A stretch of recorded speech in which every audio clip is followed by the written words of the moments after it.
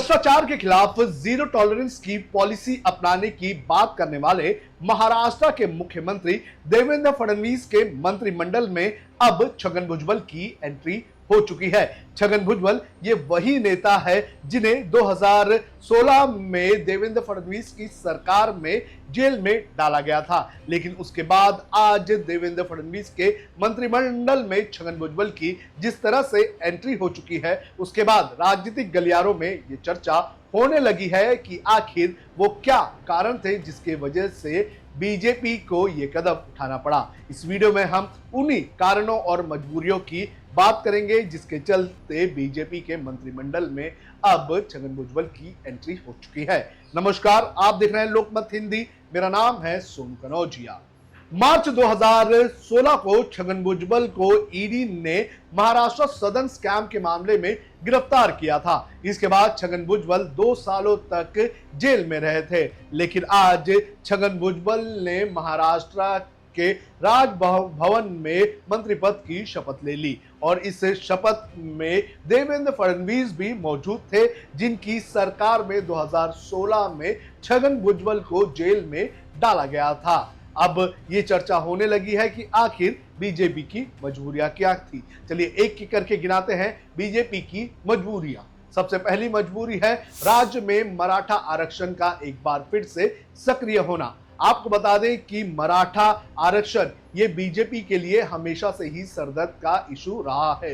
2024 के जो महाराष्ट्र में इलेक्शन हुए थे लोकसभा के, उस लोकसभा के चुनाव में भी मराठा आरक्षण का फटका बीजेपी को लगा था। तो बीजेपी मराठा आरक्षण को काटने के लिए राज्य में अपना ओबीसी वोट बैंक बचाना चाहती है और ओबीसी वोट बैंक को खुश करने के लिए जो छगन भुजबल है उन्हें मंत्रिमंडल में शामिल किया गया है। आपको बता दें कि छगन भुजबल जो है वो राज्य का सबसे बड़ा ओबीसी चेहरा है, तो ऐसे में छगन भुजबल को अपने मंत्रिमंडल में शामिल करके मराठा आरक्षण को काटने की कोशिश बीजेपी की तरफ से की गई है। वहीं अगर बात करें अंदर की, तो अंदर की बात यह भी कही जा रही है कि छगन भुजबल को मंत्री बनाने के पक्ष में जो अजीत पवार हैं वो नहीं थे, लेकिन बीजेपी लगातार उनके ऊपर प्रेशर बना रही थी। बीजेपी ने तो यहां तक कह दिया था कि अगर आप छगन भुजबल को मंत्री नहीं बनाते हैं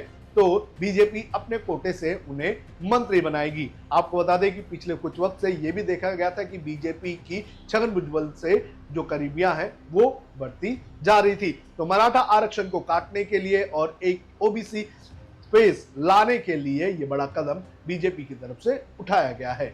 दूसरी मजबूरी की अगर बात करें तो वो है गार्डियन मिनिस्ट्री का रास्ता साफ होना।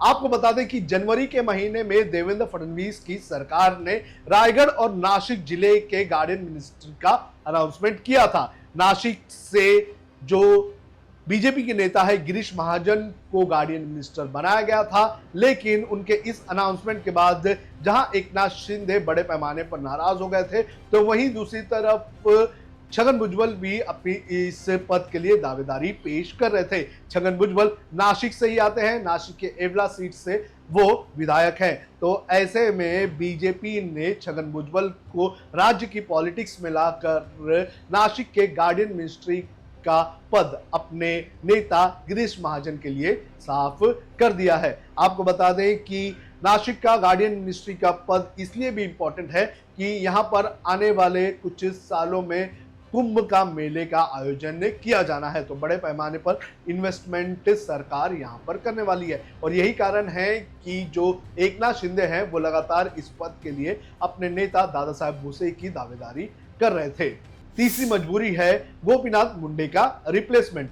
आपको बता दें कि बीजेपी पिछले कई वक्त से ये कोशिश कर रही थी कि वो कैसे भी करके छगन भुजबल को अपने मंत्रिमंडल में शामिल करे, लेकिन उसे कोई भी मौका नहीं मिल रहा था। लेकिन जब गोपीनाथ मुंडे जो कि एनसीपी के नेता हैं और बीड से आने वाले नेता हैं, जब उन्होंने इस्तीफा दिया तो बीजेपी का ये रास्ता साफ हो गया। बीजेपी गोपीनाथ मुंडे ने जैसे ही इस्तीफा दिया, बीजेपी ने लगातार अजीत पवार पर प्रेशर बनाकर गोपीनाथ मुंडे की जगह जो छगन भुजबल है उन्हें मंत्रिमंडल में इंजेक्ट करने की पेशकश कर दी है और फिर आज छगन भुजबल को मंत्रिमंडल में ला दिया गया है। आपको बता दें कि भले ही बीजेपी के नेता ये कहे कि वो भ्रष्टाचार को लेकर जीरो टॉलरेंस की पॉलिसी अपनाते हैं, लेकिन सच्चाई तो यह है कि जब राजनीतिक जरूरतें आती हैं तो भ्रष्टाचार का मुद्दा साइड में रख दिया जाता है। आपको बता दें कि लोकसभा चुनाव के पहले बीजेपी की तरफ से और खासतौर पर प्रधानमंत्री नरेंद्र मोदी ने एक रैली में अजीत पवार के 70,000 करोड़ रुपए के भ्रष्टाचार की बात कही थी, लेकिन उसके एक हफ्ते बाद ही अजीत पवार महाराष्ट्र में बीजेपी की सरकार में शामिल हो गए थे। तो भ्रष्टाचार का मुद्दा एक सीमित रहता है और जब राजनीतिक जरूरतें पड़ती हैं तो पॉलिटिकल पार्टियां इसे दरकिनार करने का काम करती हैं। बस ठीक है, जो अंग्रेजी में कहते हैं ना, everything is well where the end well, तो ठीक है। जब उसका जो है आखिरी अगर खत्म होता है, अभी सब जो अभी अच्छा हुआ आखिरी बार, तो सब अच्छा है। इसके पहले हमने देखा है आपने जो विभाग लिए हैं काफ़ी सराहनीय तरीके से संभाले गए हैं। आगे किस विभाग की उम्मीद है, क्या कुछ जो है? वो तो जो है मुख्यमंत्री, और जो मुख्यमंत्री तय करे वो सब, वो कोई प्रॉब्लम नहीं। कौन से विभाग की इच्छा जताई है? कौन से विभाग की इच्छा जताई गई है? अरे हमने कुछ विभाग कुछ नहीं, जो देगा वो करेगा, हमको सब चलता है। अभी जो है 91 से जो है मंत्री बनते आया हूँ, अभी सारे जो है विभाग संभाले हैं हमने। चलिए, होम मिनिस्ट्री से लेकर सब।